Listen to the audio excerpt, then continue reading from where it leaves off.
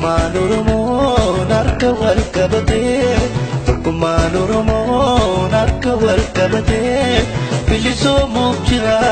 walitti birmatee, kutatee ka'eera kunoo harka wal qabatee, bilisoomuuf jira walitti birmatee, kutatee ka'eera kunoo harka wal qabatee.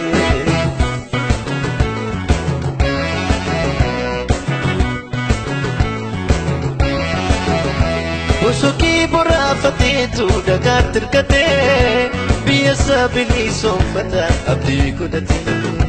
dheebotee corroqa dhuugee akka hin nyaatee, biyya isaa bilisoomfata abdii godhatee, iyyee jaraanee hundumtuu walii wawwaatee, biyya isaa bilisoomfata walii jabaatee.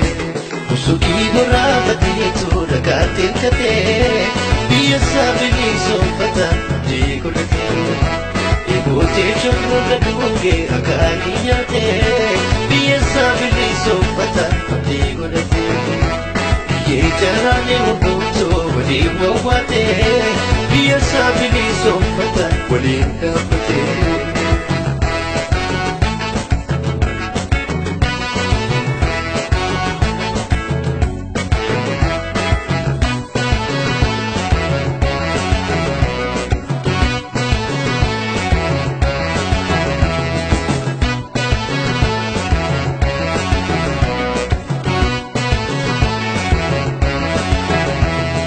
Tokkummaan Oromoon harka wal qabatee, tokkummaan Oromoon harka wal qabatee, bilisoomuuf jira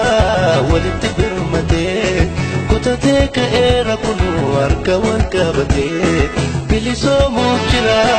walitti birmatee, kutatee ka'eera kunoo harka wal qabatee.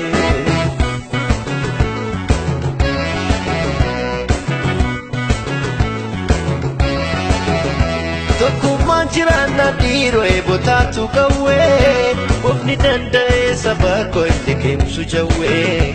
jooree miilli isaa saduubbee gufuun sadee, biyya saaftuun dirqama baadiyyaa ta'ee, jooree miilli isaa saduubbee gufuun sadee, biyya saaftuun dirqama baadiyyaa ta'ee. Tokkummaan jiraanna dhiiroo eebotaatu qawwee, ofni danda'ee saba koo itti keemsu jawwee, jooree miilli isaa saduubbee gufuun sadee, biyya saaftuun dirqama baadiyyaa ta'ee, jooree miilli isaa saduubbee gufuun sadee, biyya saaftuun dirqama baadiyyaa ta'ee.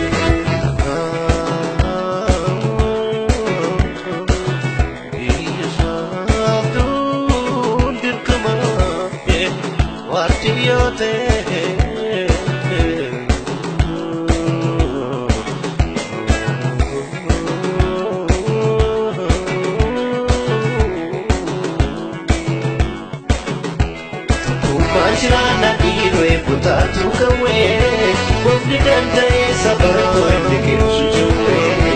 jooree miilli isaa saduubbee